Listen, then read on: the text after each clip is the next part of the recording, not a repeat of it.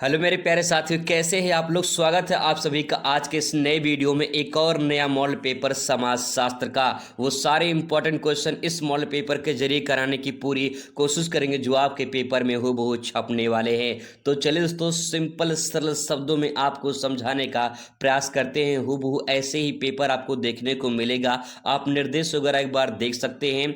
Main मुद्दे की बात करते हैं और बहुविकल्पीय प्रश्न से शुरुआत करते हैं।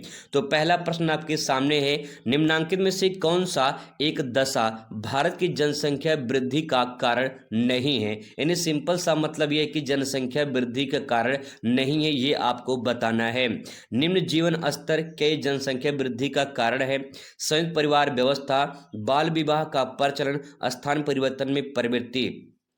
इसमें पूछा है कारण नहीं है जनसंख्या वृद्धि में, तो उसमें राइट आंसर आपका हो जाएगा स्थान परिवर्तन की प्रवृत्ति जो है इससे जनसंख्या वृद्धि में कारण नहीं है। तो इसमें आपका राइट आंसर चौथा वाला हो जाएगा। अगला क्वेश्चन आ जाता है यहाँ पे, नेक्स्ट है आपके सामने की परंपरागत भारतीय समाज में सामाजिक स्तरीकरण का आधार का क्या रहा है, मतलब आधार क्या रहा है सामाजिक स्तरीकरण का। धन एवं संपत्ति, जाति, परिवार या फिर धर्म। तो इसमें राइट आंसर आपका जाति हो जाएगा। ठीक है, जाति इसमें हो जाएगा। अगला क्वेश्चन इसमें है कि निम्न में से कौन सा संयुक्त परिवार की विशेषता है। सामान्य मनोवृत्तियां, समान संपत्ति, एक संगठन या फिर इनमें से कोई नहीं। तो जो समान संपत्ति होती है ये संयुक्त परिवार की जो है विशेषता मानी जाती है। ठीक है, अगला क्वेश्चन यहाँ पे कि बाजार में किसी वस्तु की कीमत का निर्धारण करने का मुख्य आधार क्या होता है। प्रतिस्पर्धा यानी कंपटीशन, वस्तु की मांग और पूर्ति, वस्तु की गुणवत्ता, सेवाओं का मूल्य। तो उसमें जो आपका वस्तु की मांग और पूर्ति होती है यही जो है बाजार की कीमत को निर्धारण करता है। अगला यहाँ पे है क्वेश्चन कि महात्मा गांधी ने अस्पृश्य यानी छुआछूत जाति के लिए 1930 के दशक में किस नाम से संबोधन आरंभ किया था। आदिवासी, पिछड़े वर्ग, हरिजन या फिर दलित। तो उसमें सही जवाब का हो जाएगा हरिजन शब्द का उपयोग किया था। आगे यहाँ पे है क्वेश्चन नंबर 6वां है, भारत में 2011 की जनगणना के अनुसार लिंगानुपात स्त्रियां प्रति हजार पुरुषों पर कितना था। इन 2011 के अनुसार लिंगानुपात कितना था, 933, 940, 927 या फिर 930। सही भी जवाब हो जिसमें हो जाएगा 940 इसमें था। ठीक है, आगे है भारत में सूचना का अधिकार का अधिनियम किस वर्ष पारित हुआ था। 2005 में, 2008 में, 2004 में, 2006 में। तो सूचना का अधिकार इसे आरटीआई के नाम से जाना जाता है, ये आया था 2005 में। ठीक है, 2005 में आया था। अगला क्वेश्चन है, निम्नलिखित में से कौन है जो परियोजना का चरण है। तो परियोजना का चरण कौन सा है, तो इसमें सही जवाब का हो जाएगा अध्ययन विषय का चुनाव, अध्ययन प्रविधियों का चुनाव, तथ्यों का संकलन, उपयुक्त सभी। तो इसमें यही वाला आपका राइट आंसर रहेगा। ठीक है, आगे यहाँ पे उपनिवेशवाद के किस सोच का प्रतिफल है। तो उपनिवेशवाद होता है वो मानवतावाद, समाजवाद, संप्रदायवाद, अंतर्राष्ट्रीयता। तो यहाँ पे सही जवाब का हो जाएगा यहाँ पे साम्राज्यवाद हो जाएगा। ठीक है, साम्राज्यवाद कह सकते हैं या फिर संप्रदायवाद हो जाएगा। इसमें राइट आंसर हो जाएगा तीसरा वाला। ठीक है, चलिए आगे देखते हैं, अगले क्वेश्चन पर आ जाते हैं। 10वां नंबर क्वेश्चन की पंचायती राज व्यवस्था में कितने स्तर हैं। पंचायती राज व्यवस्था में 3 स्तर हैं, 4 हैं, 2 हैं या फिर 5 हैं। तो सही जवाब इसमें 3 हो जाएगा। इसके 3 स्तर देखने को मिलते हैं, एक ग्राम पंचायत, दूसरा क्षेत्र पंचायत और तीसरा होता है आपका जिला पंचायत। तो 3 स्तर इसमें देखने को मिलते हैं। ये 10 इंपॉर्टेंट बहुविकल्पीय क्वेश्चन हो गए। बात करते हैं अति लघु उत्तरीय प्रश्न का, जिसका उत्तर आपको 3 नंबर मिलेगा उत्तर लिखने पर। जब आप अति उत्तरीय प्रश्न लिखेंगे तो इसके लिए आपको 3 अंक मिलेंगे। कम से कम 3 से 5 लाइन में आपको उत्तर भी लिखना होगा। जैसे यहाँ पे क्वेश्चन देखिए, हरित क्रांति के 3 प्रभावों का उल्लेख कीजिए। तो पहला प्रभाव, दूसरा प्रभाव, तीसरा प्रभाव। तो 3 प्रभाव जो आप लिख देंगे 3 अंक आपको मिल जाएगा। सिंपल है। आइए कैसे लिखेंगे इसके बारे में भी जान लेते हैं। तो सभी का उत्तर आपको यहाँ पे देखने को मिल जाएगा। सबसे पहले यहाँ पे हेडिंग डालेंगे यहाँ पे हरित क्रांति का प्रभाव और इसके बारे में लिखेंगे उन्नत उत्पादन में वृद्धि, पहला पॉइंट। दूसरा सामाजिक असमानता, तीसरा पॉइंट पर्यावरणीय प्रभाव। तो अगर आप इतना ही लिख देंगे 3 पॉइंट तब भी आपका पूरा काम हो जाएगा, 3 नंबर आपको मिल जाएगा। थोड़ा सा एक्सप्लेन कर देते हैं इसके बारे में। जैसे अन्न उत्पादन में वृद्धि का मतलब ये है नई तकनीकों और उन्नत बीजों के उपयोग से अनाज उत्पादन में भारी वृद्धि हुई थी। ठीक है, अगला यहाँ पे सामाजिक असमानता। बड़ी जोत वाले मतलब जिनके पास बड़ी खेतें थी, बड़ी जमीन थी, किसानों को अधिक लाभ हुआ, जबकि छोटे जो किसान थे उनको आर्थिक रूप से कमजोर बने रहे। ठीक है, ये प्रभाव पड़ा। दूसरा पर्यावरण प्रभाव, इसमें देखेंगे रासायनिक उर्वरकों का जो है और कीटनाशक का अधिक से अधिक प्रयोग किया गया, और फिर इसके बाद जो है मिट्टी की जो उर्वरता थी वो प्रभावित हुई। तो 3 पॉइंट ऐसे आप लिख सकते हैं। अगला प्रश्न है औद्योगिक समाज की प्रमुख विशेषताएं बताइए। तो आप इसमें लिख सकते हैं, पहला है उत्पादन में मशीनीकरण, यानी पहले जो हाथ से काम किया जाता था अब मशीनों का उपयोग किया जाने लगा, तो आप इसमें लिख सकते हैं। दूसरा पॉइंट है शहरीकरण। शहरीकरण मतलब ये होता है कि लोग रोजगार की तलाश में गांव से शहर की तरफ पलायन करते हैं। तीसरा विभाजन और विशेषज्ञता, इसमें मतलब ये है कि कार्यों का जो विभाजन होता है इसमें श्रमिक और विशेष कौशल को प्रशिक्षित किया जाता है, ऐसे इसमें आप लिख सकते हैं। इसके बाद अगला क्वेश्चन आता है मास मीडिया क्या है। मास मीडिया का मतलब ये होता है कि जो यहाँ पे मास मीडिया संचार का वह साधन है जिसके माध्यम से बड़ी संख्या में लोग अपनी सूचना, मनोरंजन और विचार पहुंचाते हैं, जिसमें रेडियो, टेलीविजन, समाचार पत्र, पत्रिकाएं, इंटरनेट ये शामिल हैं। आज के दिन में सोशल मीडिया सबसे बड़ा मास मीडिया के नाम से जाना जाता है। इसके बाद यहाँ पे है अगला क्वेश्चन जनसंख्या विस्फोट का अर्थ क्या है। तो उसमें लिखेंगे जब किसी देश या क्षेत्र में बहुत तेजी से जनसंख्या वृद्धि होती है तो उसे हम जनसंख्या विस्फोट कहते हैं। संसाधन उसकी आपूर्ति असमर्थ हो जाती है और जो है इसे जनसंख्या विस्फोट का नाम दिया जाता है। यह विकासशील देशों की प्रमुख समस्या मानी जाती है। ठीक है, आप इसको डायग्राम में कन्वर्ट कर सकते हैं। जैसे मान लीजिए कोई एक क्षेत्र है, ठीक है, यहाँ पे मान लीजिए 50 लोग रहते हैं और अचानक इसमें 5 साल बाद अगर यहाँ पे 500 लोग हो जाएं तो इसे हम जनसंख्या विस्फोट कहते हैं। ठीक है, नेक्स्ट पॉइंट इसमें है उदारीकरण से आप क्या समझते हैं। उदारीकरण को परिभाषित करना है तो उदारीकरण वह आर्थिक नीति है जिसके तहत सरकार व्यापार, उद्योग और निवेश पर लगे प्रतिबंधों को हटाकर नए क्षेत्रों को बढ़ावा देती है।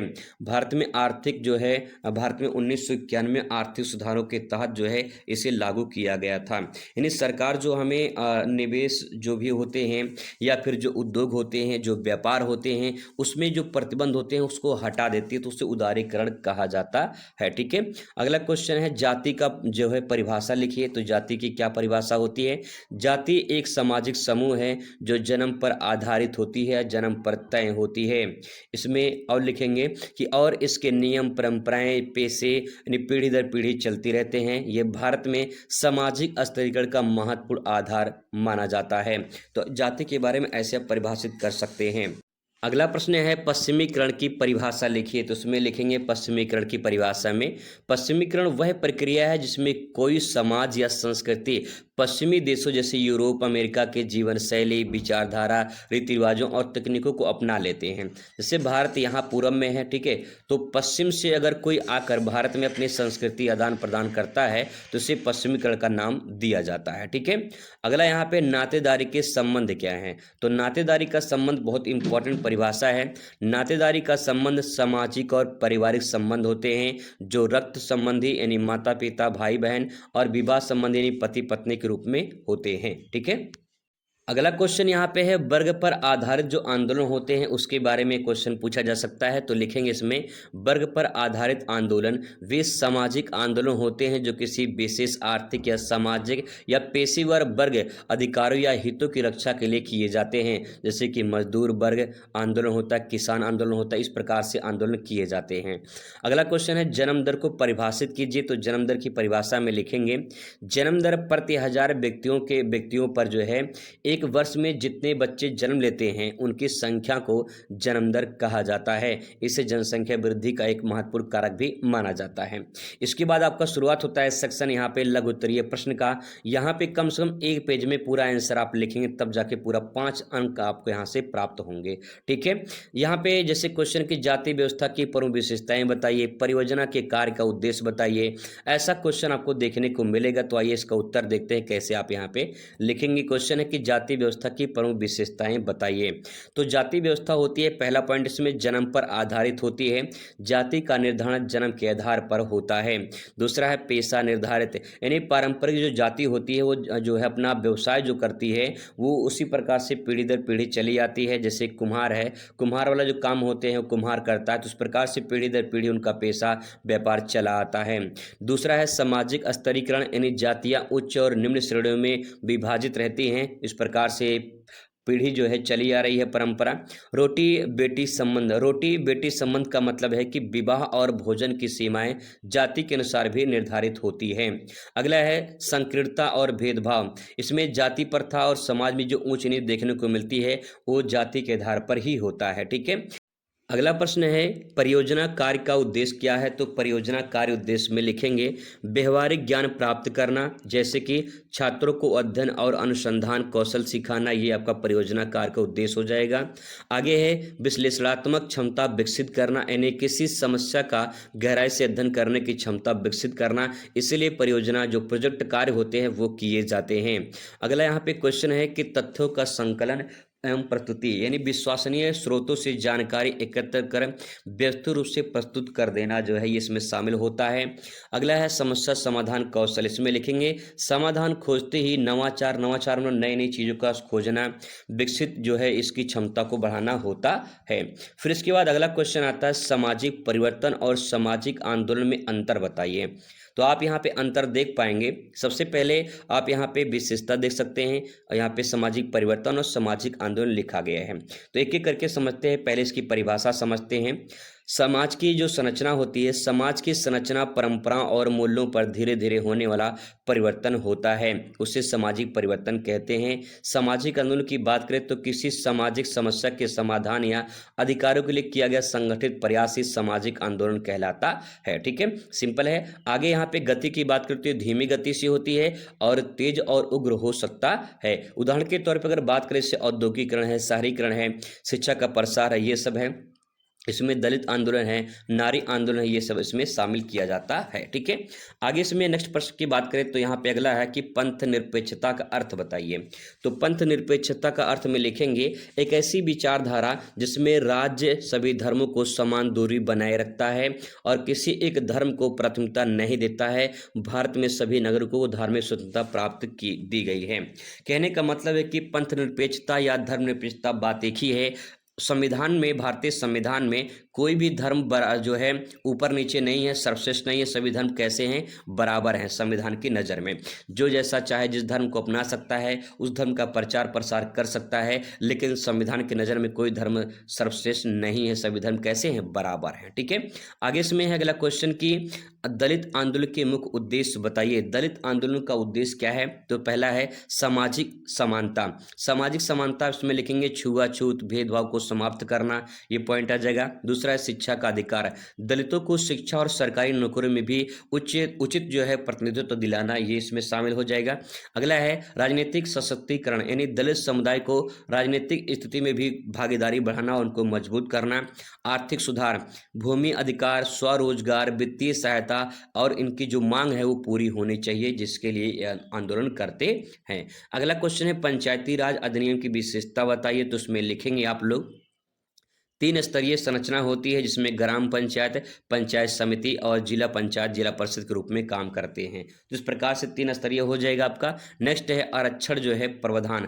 आरक्षण प्रावधान का मतलब यह है कि महिलाओं को जो है अनुसूचित जाति और अनुसूचित जनजाति की जो महिलाएं होती हैं उनको उसमें 33% जो है आरक्षण दिया गया है पंचायती राज व्यवस्था में।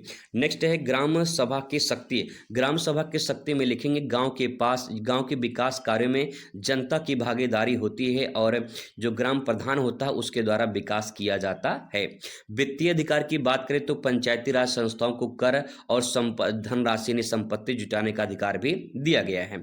स्थानीय स्वशासन की बात करें तो ग्रामीण स्तर पर जो है आत्मनिर्भरता और लोकतांत्रिक प्रक्रिया जो उसको बढ़ावा मिलता है। ठीक है, आगे इसमें है, इसके बाद आता है सेक्शन आपका नेक्स्ट दीर्घ उत्तरीय प्रश्न, जहां इस प्रकार से क्वेश्चन आपको देखने को मिलेंगे, जैसे कि संस्कृतिकरण की अवधारणा और इसकी प्रमुख विशेषताओं का विवेचना कीजिए। अगर आपको ये क्वेश्चन नहीं आ रहा है तो अथवा करके दिया रहता है। भूमंडलीकरण द्वारा आर्थिक और राजनीतिक क्षेत्र में लगाए गए परिवर्तन की विवेचना कीजिए। यानी 27 नंबर क्वेश्चन में से आपको एक करना होगा, फिर 28 में से कोई एक आपको करना होगा, फिर 29 में से कोई आपको एक क्वेश्चन करना होगा। आइए इसका उत्तर देख लेते हैं फटाफट कैसे उत्तर लिखेंगे। तो सांस्कृतिकरण का अवधारणा और उसकी प्रमुख विशेषता के लिखेंगे इसमें। सांस्कृतिकरण की अवधारणा, सांस्कृतिकरण एक सामाजिक प्रक्रिया है जिसमें निम्न जातियां या जो समुदाय उच्च जातियां, विशेष रूप से सवर्ण जातियां जो होती हैं, रीति रिवाजों, परंपराओं, आचार व्यवहार और जीवन शैली को अपनाते हैं ताकि वे समाज में उच्च दर्जा प्राप्त कर सकें। इस अवधारणा को समाजशास्त्री एम.एन. श्रीनिवास ने विकसित किया था। तो सांस्कृतिकरण का मतलब ये होता है कि जो उच्च जातियां होती हैं वो जो निम्न जातियां होती हैं, निम्न जातियां जो होती हैं ये उच्च जातियों को देखकर अपने आप में परिवर्तन करती हैं। उसी परिवर्तन बदलाव को सांस्कृतिकरण का नाम दिया गया है। ठीक है, आगे यहाँ पे है इसकी क्या क्या विशेषताएं हैं, तो विशेषताओं में ले सकते हैं। पहला है ऊंची जातियों का अनुसरण करना, उन्हें फॉलो करते हैं, जैसे वो काम करते हैं वैसे निम्न जातियां करने की कोशिश करते हैं। अगला है सामाजिक गतिशीलता, इसमें सामाजिक गतिशीलता का मतलब कि समाज में परिवर्तन देखने को मिलता है। अगला है परिवर्तन धीमी प्रक्रिया होती है, जो भी होती है लेकिन धीमी प्रक्रिया देखने को मिलती है। नेक्स्ट है धार्मिक और सांस्कृतिक समायोजन देखने को मिलता है, जो धर्म है जो उनकी संस्कृति है उसका तालमेल देखने को मिलता है। शिक्षा में कहीं की प्रभाव भी देखने को मिला हुआ है। अथवा करके जो क्वेश्चन दिया है उसको भी देख लीजिए, क्या पता क्वेश्चन आ जाए और आप अच्छे से लिखकर चले जाएं। तो यहाँ पे भूमंडलीकरण द्वारा आर्थिक क्षेत्रों में क्या परिवर्तन हुए हैं इसके बारे में आपको बताना है। तो पहला है उदारीकरण, दूसरा है वैश्विक बाजार का विस्तार। इसमें आप लिखेंगे उदारीकरण में, उदारीकरण का मतलब ये होता है कि जब कोई भी नियम प्रतिबंध को सरकार कम कर दे, ठीक है, या उसे हटा दे तो उसी प्रक्रिया को उदारीकरण कहा जाता है। वैश्विक बाजार का विस्तार करने का मतलब ये है कि कोई जैसे चीन है, मान लेते हैं चीन है, चीन क्या करता है अपना जो सामान होता है दुनिया के कई सारे देशों में बेचता है, तो इस प्रक्रिया को वैश्वीकरण कहते हैं। मतलब कि अपने सामान को कई सारे देशों में या अपने संस्कृति को कई देशों में फैला देना। ठीक है, नेक्स्ट है तकनीकी विकास। वैश्वीकरण का या भूमंडलीकरण का अर्थ यहाँ पे हो जाएगा कि तकनीकी विकास, जितना ज़्यादा तकनीकी विकास होगा उतना ज़्यादा उस क्षेत्र का विकास होगा और भूमंडलीकरण होगा। अगला है रोजगार के अवसर भी देखने को मिलते हैं। नेक्स्ट है छोटे उद्योग का भी प्रभाव पड़ता है। जब बड़ी बड़ी कंपनियां हावी हो जाती हैं तो छोटे उद्योग क्या होते हैं, प्रभावी हो जाते हैं। मान लीजिए कोई एक बड़ा सा पेड़ हो जाए, ठीक है, एक बड़ा सा कोई पेड़ हो जाए, उसके नीचे छोटी छोटी झाड़ियां हो जाती हैं क्योंकि उस बड़े के पेड़ के पीछे वो सब छुप जाते हैं। ठीक है, वैसी प्रकार से।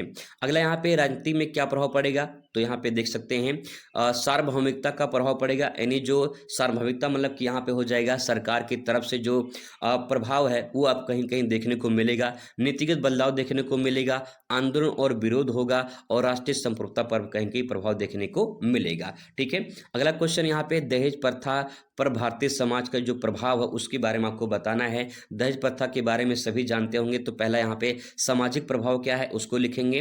तो महिलाओं की जो स्थिति है वो कमजोर हुई है, दहेज की मांग ने महिलाओं के परिवार पर जो है बोझ बना दिया है। दूसरा पॉइंट, महिला शोषण और हिंसा भी देखने को मिलता है। दहेज के लिए कई महिलाओं को प्रताड़ित किया जाता है और घरेलू हिंसा भी की जाती है। नेक्स्ट है लिंगानुपात पर असर भी देखने को मिलता है। दहेज प्रथा के कारण कन्या भ्रूण हत्या बढ़ी हुई है और लिंगानुपात बिगड़ गया है। ठीक है, अगला यहाँ पे आर्थिक प्रभाव। आर्थिक प्रभाव में लिखेंगे परिवार पर वित्तीय बोझ बढ़ता है। बेटी की शादी के लिए गरीब परिवारों को जो है कर्ज लेना पड़ता है और इस प्रकार से उसके ऊपर बोझ बढ़ जाता है कर्ज का। आर्थिक असमानता देखने को मिलती है। उच्च दहेज देने वाले परिवारों को समाज में उच्च दर्जा मिलता है और उसे असमानता बढ़ती है। अगला क्वेश्चन यहाँ पे है, मतलब अगला पॉइंट यहाँ पे है कानूनी और नैतिक प्रभाव पड़ता है। कानूनी प्रतिबंध, 1961 में दहेज निषेध अधिनियम लागू किया गया है, इसके बावजूद भी ये प्रथा जारी है। नैतिक मूल्यों का ह्रास देखा जाए तो यह कुप्रथा समाज में नैतिक गिरावट और रिश्वतखोरी को बढ़ावा देती है।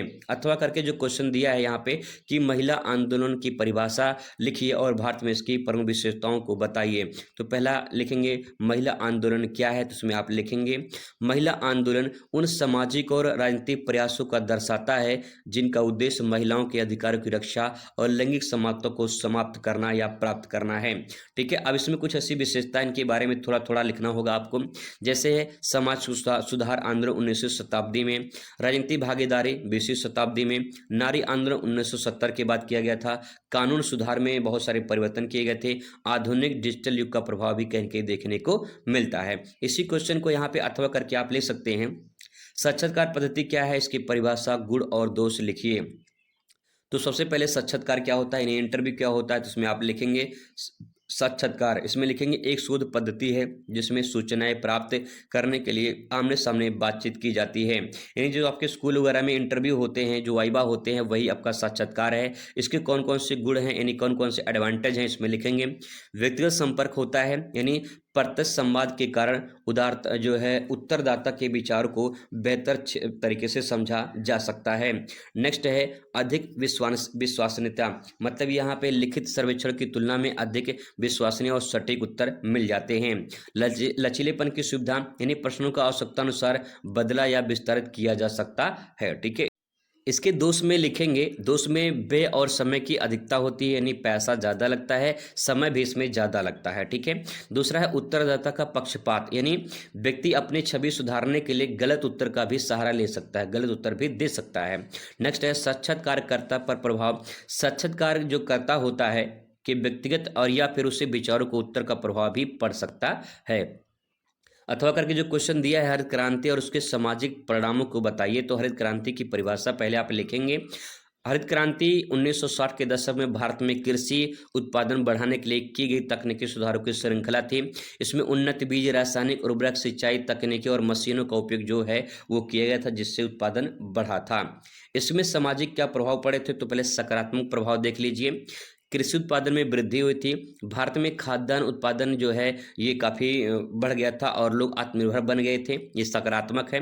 किसानों की आय में वृद्धि हुई थी, बड़े किसान को अधिक लाभ हुआ था और नवीन तकनीकों का विकास हुआ था, विभिन्न वैज्ञानिक जो पद्धति पर खेती होने का मौका मिला था, ये सकारात्मक इसके प्रभाव है। यानी कुछ पॉजिटिव थे, कुछ निगेटिव भी थे, तो नेगेटिव में आप लिखेंगे नकारात्मक प्रभाव में सामाजिक असमानता देखने को मिली थी, मतलब इसमें कुछ लोग ऐसे थे जो बहुत अमीर हो गए थे, कुछ लोग ऐसे थे जो गरीब हो गए थे। अगला पॉइंट है इसमें पर्यावरण की भी क्षति हुई थी और मजदूरों की काफ़ी समस्या सामना करना पड़ा था। क्वेश्चन कह रहा है कि सत्य शोधक समाज की स्थापना किसने की है, तो उसमें आपका जवाब क्या होगा, कमेंट करके ज़रूर बताइएगा। स्वामी दयानंद सरस्वती, डॉक्टर रामजी भीमराव अंबेडकर या ज्योतिबा फुले या फिर महात्मा गांधी। तो सत्य शोधक समाज जो है इसकी स्थापना जो है ज्योतिबा फुले ने किया था, तो उसमें राइट आंसर आपका तीसरा वाला हो जाएगा। क्वेश्चन नंबर दूसरा आपके सामने कि जनसंख्या वृद्धि के सिद्धांत में कौन सा संबंधित है, सोरोकिन, हर्बर्ट स्पेंसर, माल्थस या फिर कार्ल मार्क्स। इसमें आपका राइट आंसर हो जाएगा माल्थस हो जाएगा। अगला क्वेश्चन है राज्य पुनर्गठन, प्रथम राज्य पुनर्गठन आयोग किस वर्ष गठित किया गया था। आपको एक पॉइंट और बता दें, यहाँ पे लिखा है कि प्रथम राज्य पुनर्गठन आयोग, अगर यहाँ पे अधिनियम लिखा होता तो आंसर दूसरा हो जाएगा, इस बात को थोड़ा सा ध्यान रखेंगे। कभी कभी कंफ्यूजन वाला पूछ लेता है, अगर अधिनियम पूछेगा तो जवाब 1956 होगा, ठीक है, और अगर आयोग की बारे में बात पूछता है तो आयोग में 1953 हो जाएगा, क्योंकि पहले आयोग की गठन किया गया था पहले, फिर इसके बाद इसी आयोग को कानून में बदल दिया गया था 1956 में। तो यहाँ पे आयोग पूछा, इसका मतलब राइट आंसर 1953 हो जाएगा। क्वेश्चन नंबर नेक्स्ट है कि हरित क्रांति का संबंध किस क्षेत्र से है। हरित क्रांति का संबंध आप सभी को पता होगा कृषि क्षेत्र से है। नेक्स्ट है कि चंपारण का नेतृत्व किसने किया था, तो चंपारण सत्याग्रह का आंदोलन जो है ये 1917 में हुआ था, बिहार में हुआ था और गांधी जी की पहली ये सफल सत्याग्रह मानी जाती है, तो उसमें राइट आंसर आपका महात्मा गांधी हो जाएगा। क्वेश्चन नंबर यहाँ पे 6 है कि सामाजिक परिवर्तन के सांस्कृतिक कारकों का समर्थन कौन है, कार्ल मार्क्स, सोरोकिन, वेबर या फिर दुर्खीम। तो उसमें सही जवाब का हो जाएगा वेबर, इसमें राइट आंसर हो जाएगा। अगला है जाति का संबंध किससे है, जन्म से है, कर्म से है, परिस्थिति से है या फिर वर्ग से है, तो उसमें आपका जवाब होगा जाति जन्म पर आधारित होती है। नेक्स्ट है कि भारतीय संविधान के किस अनुच्छेद में अस्पृश्यता उन्मूलन यानी छुआछूत की बात कही गई है, अनुच्छेद 17, 18, 19 या फिर 20। तो यहाँ पे देखिए जो अस्पृश्यता है यानी छुआछूत है, यहाँ पे बात करें तो यहाँ पे अगर कोई आपके साथ छुआछूत का भेदभाव करता है तो उसके लिए बहुत खतरा हो जाएगा। खतरा है इसीलिए नंबर 17 है। ठीक है, खतरा है इसीलिए नंबर 17 है, तो अनुच्छेद 17 जो है आपका राइट आंसर हो जाएगा। अगला यहाँ पे क्वेश्चन है, ग्रामीण समुदाय की विशेषता क्या है? तो आप सभी जानते हैं ग्रामीण जो समाज होती है वो ज़्यादातर कृषि पर आधारित समाज होती है, तो उसमें राइट आंसर आपका कृषि आधारित समाज हो जाएगा। क्वेश्चन नंबर नेक्स्ट इंपॉर्टेंट है, राज्य क्या है? संस्था है, समुदाय है, समूह या फिर समिति है? तो इसमें आपका राइट आंसर राज्य एक संस्था है समाजशास्त्र के शब्दों में। ये दोस्तों हो गए 10 इंपॉर्टेंट क्वेश्चन। अब बात करते हैं 10 अति लघुत्तरीय प्रश्न की। आइए दोस्तों अब सरल शब्दों में आपको अति लघुत्तरीय प्रश्न समझाने का पूरा प्रयास करते हैं। 25 शब्दों में लगभग आंसर देना होगा, 3 अंक आपको यहाँ पे मिलेंगे। 25 शब्द का मतलब ये है कि आप 4 से 5 लाइन में पूरा आंसर कंप्लीट कर देंगे, आपको पूरा का पूरा नंबर मिल जाएगा। आइए कैसे समझकर लिखेंगे आइए जानते हैं। कुछ इस प्रकार से आपको क्वेश्चन देखने को मिलेंगे, इसका उत्तर आपको यहाँ पे देखने को मिल जाएगा। साथ में पीडीएफ भी आपको दे देंगे, बिल्कुल फ्री में आपके व्हाट्सएप नंबर पर भेज देंगे। ठीक है, पहले एक बार इसको समझ लीजिए अच्छे से। तो यहाँ पे देखिए सामाजिक अपवर्जन या बहिष्कार क्या है ये आपको बताना है। सामाजिक अपवर्जन या बहिष्कार का मतलब होता है कि समाज से किसी को बाहर निकाल देना सामाजिक बहिष्कार या अपवर्जन कहलाता है। जैसे मान लेते आज के डेट में समाज में बहुत सारी घटनाएं घटती हैं, गाँव में अक्सर ऐसा होता है कि कोई लड़की लड़का जो है गांव में रहते हैं और प्रेम मोहब्बत के चक्कर में जो है एक दूसरे से लेकर भाग जाते हैं, तो समाज उनको क्या कर देता है? समाज उनको अपने समाज से दूर कर देता है, बाहर कर देता है, तो इसे हम सामाजिक बहिष्कार कहते हैं। ठीक है, अब यहाँ पे इसके परिभाषा लिखेंगे तो आप यहाँ पे लिखेंगे सामाजिक अपवर्जन या बहिष्कार। सामाजिक अपवर्जन का अर्थ होता है किसी व्यक्ति या समूह को समाज में मुख्य धारा की गतिविधियों से यानी सेवाओं या अधिकारों से वंचित करना, जैसे जाति, धर्म, लिंग, गरीबी या कोई भी भेदभाव हो सकता है। तो यहाँ पे थोड़ा सा सेंटेंस किताबी भाषा में मैंने लिखा है, जो मैंने आपको बताया उससे बस इतना समझ लीजिए कि समाज में किसी भी कारणवश अगर किसी भी व्यक्ति को या समूह को समाज से बाहर कर दिया जाए तो इस प्रक्रिया को सामाजिक बहिष्कार या अपवर्जन कहा जाता है। Simple point. ठीक है, आगे दोस्तों यहाँ पे आता है क्वेश्चन, नातेदारी के प्रकार बताइए। इसके बारे में क्वेश्चन कई बार पूछा गया है और मैंने कई बार इसके बारे में जिक्र किया है। सबसे पहले नातेदारी क्या होती है तो मैंने बहुत बार इसके बारे में सिंपल भाषा में समझाया है कि मान लीजिए एक लड़का है और एक लड़की है। ठीक है, अब ये दोनों लड़का लड़की दूसरे को नहीं जानते हैं, जानेंगे जब इनका हम विवाह करवा देंगे। तो चलिए विवाह करवा देते हैं। तो यहाँ भैया विवाह करवा देते हैं और यहाँ पे खुशी की बात यह कि विवाह संपन्न हुआ, विवाह हो जाती है। तो आप सोच के जरा देखिए कि इस लड़के का पूरा परिवार इस लड़के के परिवार के साथ जुड़ जाता है। जुड़ा कैसे? इस विवाह के आधार पर। तो यहाँ हमें पता चला कि विवाह यानी जो होता है वो नातेदारी का प्रकार हो जाएगा। फिर इसके बाद लड़का लड़की का जो है शादी हुआ है तो बच्चे भी होंगे, इसका मतलब रक्त संबंधी जो है यहाँ पे विवाह हो जाएगा। कुछ लोग ऐसे होते हैं जो किसी बच्चे को गोद ले लेते हैं तो वो भी तो कहीं के रिश्ता बनता है, तो दत्तक पुत्र इन्हें कहते हैं, या पुत्री को जो गोद लेते हैं तो वो भी जो है आपका नातेदारी के प्रकार में आ जाता है। तो 3 प्रकार आप यहाँ लिख देंगे, 3 नंबर आपको मिल जाएगा। पूरा का पूरा नंबर दोस्तों आपको मिलेगा, एक भी नंबर कटेगा नहीं।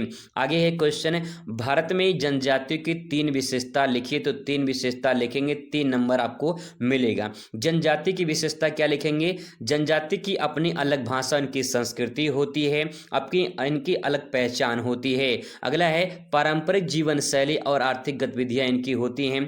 पारंपरिक जीवन शैली का मतलब कि पुरानी परंपराओं से जो है उन चीज़ों का इस्तेमाल करते हैं, उन्हीं में जीवन यापन करते हैं। तीसरा यहाँ पे सामाजिक संगठन की जो है कबीलाई व्यवस्था। कबीलाई व्यवस्था का मतलब यहाँ पे होता है कि इनका अलग अलग जो है कस्बा होता है, उसी कस्बों में दूर दराज पहाड़ी क्षेत्रों में, जंगली क्षेत्रों में निवास करते हैं। ठीक है, तो 3 पॉइंट आप यहाँ पे लिख सकते हैं।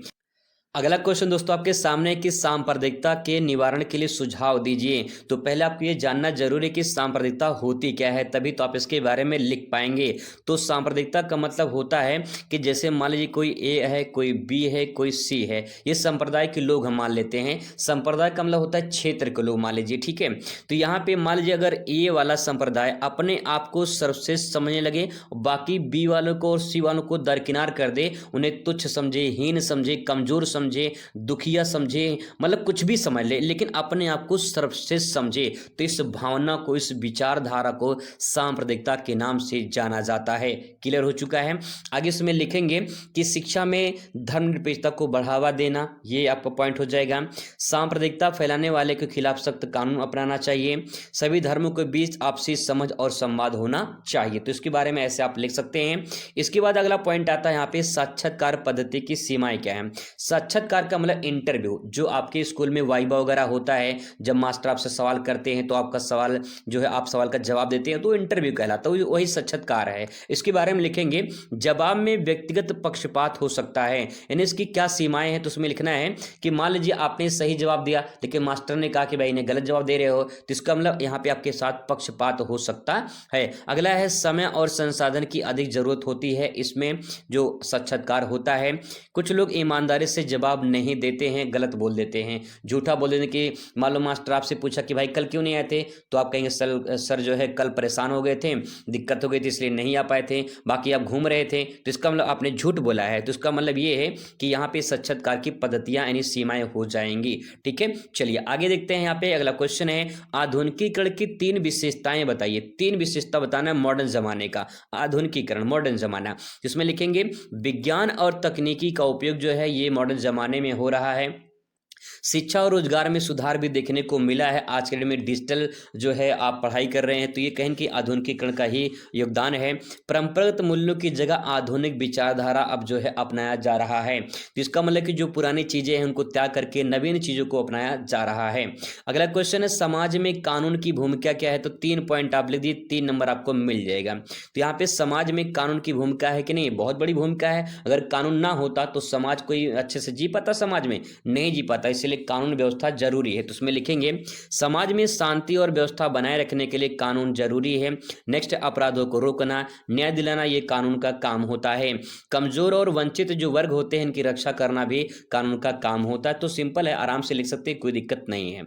अगला दोस्तों यहाँ पे है, नगरीकरण की 3 विशेषताएं बताइए। तो 3.3 नंबर मिलेगा। तो पहला पॉइंट, शहरों की जनसंख्या और क्षेत्रफल में वृद्धि होती है। जब लोग गांव से शहर में जाते हैं तो शहर में क्या होता है, जनसंख्या बढ़ती है और क्षेत्रफल में उनकी वृद्धि होती है। तो इस प्रकार से विशेषता हो जाएगा। अगला है, उद्योगों और सेवाओं का विकास भी होता है। तीसरा है, पारंपरिक ग्रामीण जीवन शैली में बदलाव देखने को मिला है। आगे दोस्तों क्वेश्चन यहाँ पे नेक्स्ट है कि सामाजिक आंदोलन किस उद्देश्य से उत्पन्न होते हैं। समाज में जो आंदोलन होते हैं उन्हीं को सामाजिक आंदोलन कहा जाता है, और ये किस उद्देश्य से उत्पन्न होते हैं इसके बारे में आपको लिखना है। तो क्या लिख सकते हैं, सामाजिक आंदोलन का उद्देश्य समाज में किसी समस्या को हल करना, असमानता को समाप्त करना, सामाजिक जो सुधार है उसमें जो है परिवर्तन करना, जैसे कि महिला अधिकार आंदोलन। तो कहने का मतलब ये है कि कोई भी समाज में समस्या उत्पन्न होती है, असमानता होती है, या फिर उस समाज में कोई सुधार लाना होता है तो सामाजिक आंदोलन किए जाते हैं। सिंपल, ठीक है। चलिए आगे देखते हैं। अगला पॉइंट है यहाँ पे जो है नेक्स्ट है कि समूह की विशेषता क्या है। समूह के बारे में आप क्या जानते हैं। बहुत सिंपल है सेंटेंस। समूह का मतलब होता है गुट। अब गुट का मतलब होता है ये यहाँ पे कि जैसे आपके दोस्तों का समूह होगा, ठीक है, आपके दोस्तों का समूह होगा, तो आपके दोस्तों का जो समूह है उसी को हम क्या कर सकते हैं, समूह कह सकते हैं। तो यहाँ पे लिखेंगे 2 या 2 से अधिक व्यक्तियों का होना समूह कहलाता है। ये समूह की विशेषता हो जाएगी। समूह तब बनेगा जब आपके दोस्त इकट्ठा होकर गुट में जो है मौज मस्ती करेंगे, ठीक है। एक साझा उद्देश्य होता है। साझा उद्देश्य का मतलब समूह में एक साझा उद्देश्य होता है। सदस्यों के बीच पारस्परिक सहयोग की भावना होती है। कुछ नियम मानदंडों का पालन करना होता है। तो इस प्रकार से इसके बारे में लिख सकते हैं। फिर आता है क्वेश्चन यहाँ पे लघु उत्तरीय जो है प्रश्न आएगा। 50 शब्दों में उत्तर देना है। 6 अंक आपको मिलेंगे। आपको यहाँ बता दें कि 6 अंक पाने के लिए कम से कम 1 पेज में पूरा आंसर आप लिखेंगे, ठीक है। जैसे क्वेश्चन है कि नारी आंदोलन से समाज पर क्या प्रभाव पड़ सकता है, या फिर भूमिहीन कृषि मजदूरों के हितों की रक्षा करने के लिए सरकार ने क्या उपाय किए हैं। ऐसे क्वेश्चन आपको देखने को मिलेंगे। आइए इसका उत्तर समझने का प्रयास करते हैं। तो नारी आंदोलन के समाज पर क्या प्रभाव, इसके बारे में आप लिखेंगे। नारी आंदोलन महिलाओं के अधिकार के लिए चलाया गया आंदोलन होता है। इसके कारण समाज में कई सकारात्मक परिवर्तन हुए हैं। जैसे क्या क्या हुए हैं, तो यहाँ प्रभाव देखेंगे कौन कौन से प्रभाव पड़े हैं। इसमें लिखेंगे आप, पहला प्रभाव लिखेंगे कि महिलाओं को शिक्षा का अधिकार मिला है, पहला पॉइंट। दूसरा, महिलाओं को नौकरी और रोजगार के अवसर भी मिले हैं। तीसरा, घरेलू हिंसा, दहेज जैसी कुप्रथा पर कहीं कहीं रोक लगी है, कमी हुई है कह सकते हैं। नेक्स्ट है, महिलाओं को मतदान और राजनीति में भागीदारी भी मिली हुई है। समाज में स्त्री पुरुष की समानता भी बढ़ी हुई है। तो इस प्रकार से इसके बारे में ले सकते हैं। अगला क्वेश्चन आपके सामने आ गया है, भूमिहीन कृषि मजदूरों के लिए सरकारी उपाय क्या क्या किए गए हैं। भूमिहीन कृषि मजदूरों का मतलब जिनके पास भूमि नहीं है, ऐसे मजदूरों के लिए सरकार ने क्या उपाय किए हैं, इसके बारे में आपको लिखना है।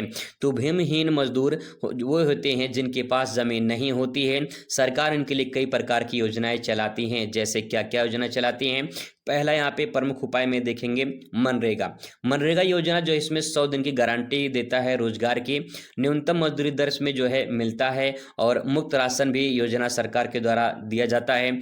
आवास योजना भी मिलता है, प्रधानमंत्री आवास योजना मिलता है, और सामाजिक सुरक्षा पेंशन भी दिया जाता है। तो कुछ इस प्रकार से जो है इनको सहायता दी जाती है।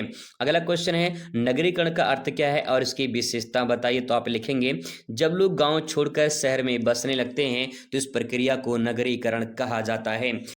अब इसकी विशेषता में आप लिखेंगे कि शहरों की जनसंख्या बढ़ती है, उद्योग और जो है व्यापार का विकास होता है, आधुनिक जीवन शैली बदलती है, और शिक्षा और स्वास्थ्य सुविधाएं भी बढ़ती हैं, अधिक रोजगार के अवसर मिलते हैं। ठीक है। अगला प्रश्न है, भूमंडलीकरण का रोजगार पर क्या प्रभाव पड़ा है, इसके बारे में आपको बताना है। तो आप यहाँ पे उत्तर लिखेंगे, भूमंडलीकरण का अर्थ है किसी देश के बीच व्यापार या फिर आपसी संबंध को बढ़ाना भूमंडलीकरण कहलाता है। इसका क्या प्रभाव पड़ा है, तो आप यहाँ पे लिख सकते हैं, प्रभाव में नई कंपनियां आई हैं और रोजगार भी बढ़ोतरी देखने को मिली है। IT सेक्टर और सेवा क्षेत्र का विकास हुआ है। ठेका जो प्रथा बढ़ी है, कहीं की ठेकेदारी जो होती थी वो प्रथा भी बढ़ी है, और अस्थायी नौकरियां भी बढ़ी है, और प्रतियोगिता भी कहीं की देखने को मिली है। तो ये भूमंडलीकरण का प्रभाव हो जाएगा, इसके बारे में आप लिख सकते हैं। फिर अगला क्वेश्चन आता है, हड़ताल और तालाबंदी में अंतर बताइए। हड़ताल और तालाबंदी में क्या होता है, इसके बारे में लिखेंगे। हड़ताल और तालाबंदी दोनों ही मजदूर और मालिक के बीच होने वाले विवाद के तरीके होते हैं, लेकिन दोनों में अंतर होता है। आइए हड़ताल के बारे में आप पहले जानते हैं, हड़ताल क्या होता है। तो इसमें मजदूर जो है काम करना बंद कर देते हैं। जिस कंपनी में मजदूर काम करते हैं वो काम करना बंद कर देते हैं, उसे हम हड़ताल कहते हैं।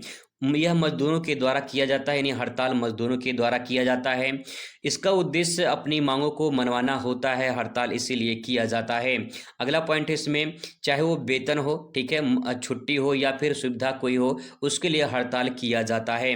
अगला पॉइंट है, इसमें फैक्ट्री या दफ्तर खुला रहता है लेकिन काम नहीं होता है क्योंकि मजदूर हड़ताल पर होते हैं।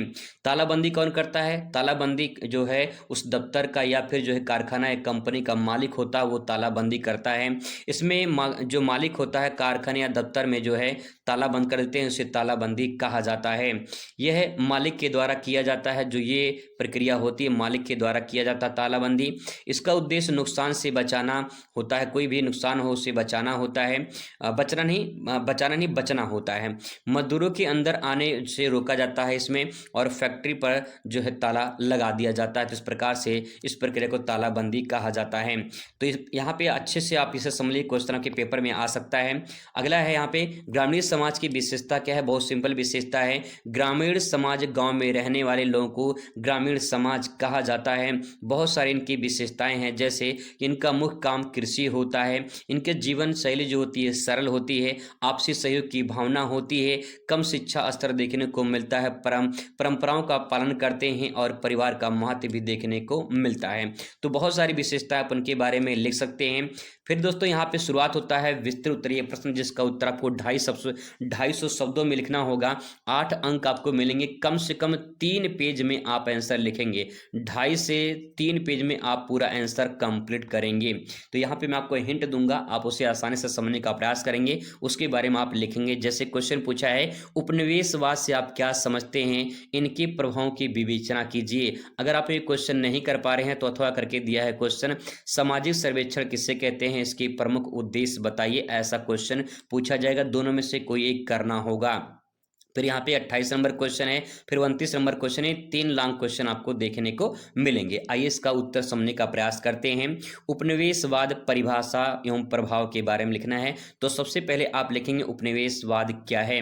उपनिवेशवाद जिसमें वह प्रक्रिया है जिसमें एक शक्तिशाली देश किसी अन्य कमजोर देश या क्षेत्र पर अपना नियंत्रण स्थापित करता है, वह संसाधनों का दोहन करता है और अपनी राजनीतिक, आर्थिक और सांस्कृतिक व्यवस्था थोपता है, उसे उपनिवेशवाद कहा जाता है। अगर मैं सिंपल भाषा में आपको समझाऊं तो बस आप इतना समझ लीजिए कि मान लीजिए कोई एक मोटा आदमी है, ठीक है, कोई एक मोटा आदमी है और एक दुबले पतले आदमी पे जो है बैठ जाए, तो भाई आप सोचिए दुबले पतले आदमी क्या होगा। ये मोटा जो आदमी है ये पतले आदमी को अपने में समेट सकता है, उसे झटक सकता है एक हाथे।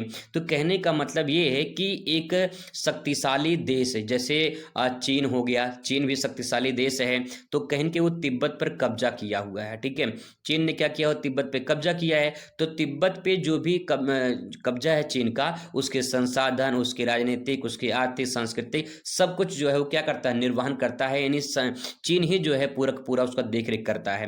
तो इसे हम क्या कहते हैं, उपनिवेशवाद कहते हैं। तो यहाँ पे एग्जांपल मिल सकते हैं, जैसे चीन का कब्जा जो है, चीन का कब्जा किस पर है, तिब्बत पर है। तो आप यहाँ पे ले सकते हैं कि चीन का कब्जा किस पर है, तिब्बत पर है, ठीक है। चलिए आगे इसके उपनिवेशवाद के प्रभाव क्या हैं। तो बहुत सारे प्रभाव हैं, आर्थिक प्रभाव है, राजनीतिक प्रभाव है, सामाजिक प्रभाव है, शैक्षिक और सांस्कृतिक प्रभाव हैं। इसके बारे में थोड़ा थोड़ा आप लिख देंगे तो पूरा का पूरा सेंटेंस आपका क्लियर हो जाएगा। और एक छोटा सा आपको उपाय और बता दे रहे, स्मार्ट आंसर लिखने का, पेज भी भरेगा, नंबर भी पूरा मिलेगा और अच्छा आंसर भी आपका लगेगा, ठीक है।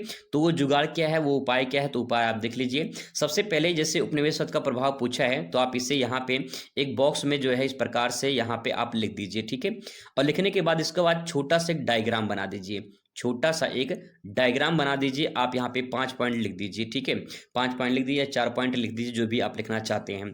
इसके बाद जो है फिर इस यहाँ पे लिखने के बाद फिर आप पहला नंबर डालिए, फिर इसके बारे में उसका व्याख्या करिए। ये पहला तरीका है। दूसरा तरीका ये है कि आप यहाँ पे जो है इस प्रकार से जो है यहाँ पे एक ऐसा छोटा सा गोला टाइप का बनाइए और उसमें उपनिवेशवाद का प्रभाव लिखिए और फिर इसको ऐसे छोटा सा एक डायग्राम इस प्रकार से कन्वर्ट कर दीजिए, ठीक है। थोड़ा सा यूनिक, थोड़ा सा अलग, थोड़ा सा अच्छा दिखेगा आपका और बढ़िया पूरा नंबर मिलेगा, पेज भी भरेगा, नंबर भी मिलेगा। ध्यान रखेंगे डायग्राम छोटा बनाएंगे, ऐसा ना कि पेज भरने के चक्कर में बड़ा डायग्राम बना दें, इस बात का ध्यान रखेंगे, ठीक है, ताकि एग्जामिनर देखे अच्छा लगे उसको, ऐसा नहीं कि गुस्सा कर जाए, गुस्सा कर जाएगा नंबर काट लेगा भैया, ध्यान रखना आप लोग, ठीक है। तो आगे ये क्वेश्चन हो जाएगा, आगे देखते हैं, अगले क्वेश्चन पर बात करते हैं, अथवा करके भी जो क्वेश्चन दिया उसे भी देख लेते हैं। सामाजिक सर्वेक्षण किसे कहते हैं, इसकी परिभाषा और उद्देश्य बताना है। तो सामाजिक सर्वेक्षण इसमें लिखेंगे, सामाजिक सर्वेक्षण वह वैज्ञानिक विधि है जिसके माध्यम से समाज के विभिन्न पहलुओं से संबंधित जानकारी एकत्र की जाती है। इसमें आंकड़े, साक्षात्कार, प्रश्नावली, अन्य तकनीकों का उपयोग किया जाता है। यानी जो सर्वेक्षण लिखा गया है, सर्वेक्षण का मतलब होता है जांच करना, और जांच कहाँ हो रही है, ये जांच हो रही है समाज में। समाज में कोई भी समस्या आती है, उस समस्या का समाधान करने के लिए जांच यानी सर्वेक्षण किया जाता है, और यही सर्वेक्षण या जांच सामाजिक सर्वेक्षण के नाम से जाना जाता है। सिंपल परिभाषा दोस्तों अपने शब्दों में आप लिख दिए, कोई दिक्कत नहीं है, तब भी पूरा नंबर आपको मिलेगा, बस सेंटेंस सही तरीके से व्यवस्थित होना चाहिए। अब इसके उद्देश्य क्या है, क्यों समाज में सर्वेक्षण किए जाते हैं। तो पहला उद्देश्य है समाज की संरचना में परिवर्तन को समझना, यानी समाज में जो बदलाव हो रहे हैं उसको समझने के लिए समाज में सर्वेक्षण किए जाते हैं। अगला है समस्याओं को पहचान करना, जैसे गरीबी, अशिक्षा, बेरोजगारी, महिला सशक्तिकरण आदि को डेटा एकत्र करने के लिए समाज में सर्वेक्षण किए जाते हैं, ठीक है। अगला पॉइंट है नीति निर्माण में सहायक होता है, यानी नीति निर्माण का मतलब होता है कि कोई नियम अगर सरकार लागू करती है, योजना बनाती है, तो उससे मदद मिल जाती है कि कितने जनता है, किस प्रकार से जो समाज रहता है, उसके जीवन में क्या समस्याएं हैं, उसके लिए कहीं की सरकार योजना बना सकती है। जनसंख्या अध्ययन, जनसंख्या अध्ययन का मतलब है कि जनसंख्या वृद्धि, पलायन, जनसंख्या वितरण, इन सब के बारे में जानकारी मिल जाती है कि कौन ग्रामीण से लोग शहर में कितना लोग गए हैं, कितने नौकरी पाए हैं, कितने लोग खेती करते हैं, मजदूर कितने, सब पूरा डाटा मिल जाता है समाज में सर्वेक्षण करने से, ठीक है। आगे है सामाजिक प्रवृत्तियों का विश्लेषण, इसका मतलब यह है कि समाज में होने वाले बदलाव, प्रवृत्ति बदलाव, विचारधाराओं को भी अध्ययन किया जाता है, ठीक है। आगे दोस्तों यहाँ पे मोस्ट इंपॉर्टेंट क्वेश्चन है, दिव्यांग क्या होता है और दिव्यांग की परिभाषा बताइए और इनकी समस्या क्या है ये आपको बताना है। दिव्यांग का मैंने कई बार आपको एक्सप्लेन करके बताया है, व्याख्या अच्छे से मैंने समझाया आप लोग को। दिव्यांग यहाँ पे जो शब्द लिखा गया है, मान लीजिए कोई एक लड़का है और उसकी जो है दोनों हाथ है लेकिन एक पैर नहीं है, ठीक है। दोनों हाथ है उसके लेकिन एक पैर नहीं है, एक पैर से विकलांग है वो, तो इसका मतलब ये है कि वो लंगड़ा है, विकलांग है, ठीक है। तो अब मान लेते हैं कि अगर कोई लड़का है जिसके जो है एक पैर नहीं है और आप उससे जो कहें हे लंगड़ा, तो बुरा मान जाएगा वो, इसीलिए उसे लंगड़ा लूला न कहकर उसे दिव्यांग कहा जाता है। दिव्यांग एक सम्मानजनक शब्द है, तो इसीलिए उसे लंगड़ा लूला न कहकर, अंधा वगैरह न कहकर उसे दिव्यांग शब्द से सम्मानित किया जाता है, ठीक है। तो वह दिव्यांग वह व्यक्ति होता है जिन्हें शारीरिक, मानसिक, बौद्धिक या संवेदी विकारों मतलब कमियां, जो बीमारी है उसके कारण दैनिक जीवन में कठिनाई का सामना करना पड़ता है, उसे हम दिव्यांग कहते हैं, ठीक है। अब क्या क्या समस्याएं हैं, आप एक विकलांग व्यक्ति को देख लीजिए, उसके जीवन में क्या समस्या है वही उठा के नोट कर दीजिए। जैसे देखिए क्या समस्या है, शिक्षा में बाधा आती है कि नहीं आती, बिल्कुल आती है। रोजगार में कठिनाई होती है कि नहीं आती है, बिल्कुल होती है। सामाजिक भेदभाव भी होता है, बिल्कुल होता है। स्वास्थ्य संबंधी समस्याएं होती हैं, बिल्कुल होता है। आधारभूत संरचना की कमी देखने को मिलती है, ये भी सही बात है। तो इसका मतलब ये कि बहुत सारी विशेषताएं हैं, आप सोच के लिख सकते हैं, कोई दिक्कत नहीं है। अगला दोस्तों यहाँ पे अथवा करके पूछा कि आधुनिकीकरण क्या है, इसके बारे में अभी ऊपर पढ़े हैं छोटे क्वेश्चन में। आधुनिकीकरण मतलब मॉडर्न जमाना, ठीक है, वह प्रक्रिया है जिसमें समाज पारंपरिक व्यवस्थाओं को छोड़कर नवीन वैज्ञानिक, तकनीकी और सामाजिक विचारधाराओं को अपनाता है। इसको डायग्राम में कन्वर्ट कर सकते हैं, बहुत अच्छे से डायग्राम बनेगा। किसी किताब में, किसी क्वेश्चन बैंक में डायग्राम नहीं बना होगा जो मैं डायग्राम आपको बताने वाला हूं, ठीक है। देखिए कैसे बनेगा। यहाँ पे आप सेंटेंस लिखिए, यहाँ पे पुरानी तकनीकी, ठीक है, पुरानी तकनीकी आप यहाँ पे लिखिए, ठीक है। इसको बॉक्स में कर दीजिए ऐसे करके। फिर यहाँ पे इसको एरो बनाइए ऐसे करके, ठीक है, एरो बनाइए। अब जगह तो स्क्रीन पे बहुत कम है, आप कॉपी में अच्छे से लिख रहे हैं इसको। पुरानी तकनीकी को छोड़कर यहाँ पे लिखिए नवीन तकनीकी, ठीक है, नवीन तकनीकी। इस प्रकार से अपने सेंटेंस में आप यहाँ पे लिखना नवीन तकनीकी, ठीक है, नवीन तकनीकी हो जाएगा। और बीच में यहाँ पे एरो में लिखिए, इसे कहते हैं आधुनिकीकरण, ठीक है, इसे लिखेंगे आधुनिकीकरण, अपने हिसाब से आप लिख लेना। तो यहाँ पे सेंटेंस जो आपका बनेगा वो ये है कि पुरानी तकनीकों को जब छोड़कर नई तकनीकों को अपनाया जाता है तो उसे हम क्या कहते हैं, आधुनिकीकरण कहते हैं। तो एक डायग्राम से क्या होगा जानते हैं क्या होता है, थोड़ा सा पेज भरेगा, थोड़ा अलग दिखेगा, थोड़ा नया दिखेगा, एग्जामिनर खुश होकर आपको नंबर देगा। दोस्तों ये तरीका है स्मार्ट आंसर देने का, ये तरीका है एग्जामिनर से नंबर छीनने का, ये तरीका है अच्छे नंबर लाने का, ये तरीका है टॉपर बनने का। तो अगर आप आंसर लिखते हैं तो कसम से बता रहा हूँ नंबर आपको जरूर से जरूर मिलेगा। आइए इसके प्रभाव को समझने का प्रयास करते हैं। भारतीय समाज पर प्रभाव, इसमें लिखेंगे सकारात्मक प्रभाव और नकारात्मक प्रभाव दोनों पड़ता है। यानी जो मॉडर्न जमाना है उसके कारण सकारात्मक, पॉजिटिव और नेगेटिव दोनों प्रभाव पड़ते हैं, ठीक है। इसके बारे में आप थोड़ा थोड़ा लिख सकते हैं। एग्जाम्पल के तौर पे भारत में डिजिटल क्रांति के कारण ग्रामीण और नगरीय जीवन में बड़ा बदलाव देखने को मिला है, ठीक है। आगे दोस्तों यहाँ पे आ जाते हैं, क्वेश्चन नंबर नेक्स्ट है जनसांख्यिकी संक्रमण सिद्धांत, ये इसके बारे में आपको बताना है। आपको बता दें कि ये क्वेश्चन भूगोल में भी है, ठीक है, भूगोल में भी क्वेश्चन है, तो आप इसे एक तीर से दो निशाना, इसको तैयार कर लीजिए, आपका भूगोल में भी कवर हो जाएगा। तो जनांकीय संक्रमण सिद्धांत या जनसंख्या संक्रमण सिद्धांत बात एक ही है। इसमें लिखेंगे कि जनसंख्या संक्रमण सिद्धांत यह दर्शाता है कि जनसंख्या वृद्धि के समय के साथ साथ कैसे परिवर्तन होता है। इसका एक डायग्राम बनता है, ठीक है, मैं डायग्राम आपको बता दे रहा हूँ कैसे डायग्राम आप बनाएंगे अपने कॉपी में। अगर डायग्राम आप बना देते हैं तो कसम से बता रहे हैं कि पूरा नंबर आपको मिल जाएगा। डायग्राम इसका बहुत सिंपल है, ऐसे लाइन खींचेंगे और 3 खाना ऐसे बना लेंगे, ठीक है। यहाँ पे लिखेंगे प्रथम और यहाँ पे लिखेंगे द्वितीय, यहाँ पे लिखेंगे तृतीय, ठीक है, यहाँ पे लिख देंगे। यहाँ पे आप लिख देंगे, मान लो देश का नाम अगर आपको याद है तो आप लिख सकते हैं, नहीं तो यहाँ पे लिखेंगे अर्धविकसित देश, ठीक है। यहाँ लिखेंगे नीचे अर्धविकसित देश, यहाँ लिखेंगे विकासशील देश, यहाँ लिखेंगे विकासशील देश और यहाँ लिखेंगे विकसित देश, ठीक है। इस प्रकार से आप ऐसे लिख देंगे और यहाँ पे कुछ डाटा आप डाल देंगे, जैसे कि यहाँ पे 5, 10, 15, 20, 25 ऐसे आप बना देंगे। ठीक है, अब आपका आधा काम हो चुका है। अब यहाँ पे एक काम और करना है, वो काम ये है कि जन्म दर और मृत्यु दर की लाइन बनानी है। तो आप यहाँ पे लगभग ऊपर आ जाएंगे, तो यहाँ पे इस प्रकार से ऐसे ऐसे करके बना देंगे। ठीक है, जैसे कि जो आप पिक्चर में देखे होंगे ना, इस प्रकार से चलता है जब किसी को कोई हॉस्पिटल में भर्ती होता है, तो इस प्रकार से बना देंगे। फिर इसके बाद जो है यहाँ पे एक एक ऐसे नीचे दूसरी जो खाना रहेगी इसमें इस प्रकार से बनाएंगे और यहाँ पे ऐसे बनाएंगे। ठीक है, नीचे बना देंगे। फिर इसको क्या करेंगे, यहाँ पे जो है ऐसे ऐसे नीचे बना देंगे। बहुत सिंपल है, कोई दिक्कत नहीं है। बस अगर भाई साहब इतना बना दिए ना, तो कसम से बता रहा हूं डायग्राम पे ही कम से कम 2-3 नंबर आपको डायग्राम पे ही मिल जाएगा। अब यहाँ पे जो आप देख रहे हैं वो ये है कि आप यहाँ पे लिख सकते हैं, जो ऊपर वाली लाइन है इसको आप लिख दीजिए जन्म दर, इसको लिख दीजिए जन्म दर हो जाएगा। और जो नीचे वाली लाइन है इसको आप लिखिए मृत्यु दर। ठीक है, मृत्यु दर। आप कॉपी में बनाएंगे साफ सुथरा बनाइएगा, मैं स्क्रीन पे बना रहा हूँ तो थोड़ा सा जगह भी कम है और पेन से तो उतना ज़्यादा लिखाता भी नहीं है। ठीक है, तो आप यहाँ पे अच्छे से बना के दोस्तों प्रेजेंट करना, कसम से बता रहे पूरा नंबर मिलेगा। कोई इसमें रट्टा मार नहीं है। 3 लाइन खींच के 3 खाना बना के उसमें अर्ध विकसित लिख देना, विकसित और विकासशील विकसित हो जाएगा और इस प्रकार से डायग्राम बना देना, बढ़िया पूरा हो जाएगा। अब ये डायग्राम बन गया तो अब आपको यहाँ पे लिखना होगा। ठीक है, क्या लिखना होगा, जो डायग्राम में बना है वही आपको लिखना है। जैसे यहाँ पे देखिए जन्म दर और मृत्यु दर दोनों उच्च दिखाई दे रहा है। ठीक है, क्योंकि यहाँ पे 20 के 25 के आसपास है तो यहाँ पे उच्च दिखाई दे रहा है। फिर धीरे धीरे इसमें क्या हो रहा है, गिरावट देखने को मिल रही है। और विकसित देश में जन्म दर और मृत्यु दर क्या हो जाती है, निम्न हो जाती है, कम हो जाती है।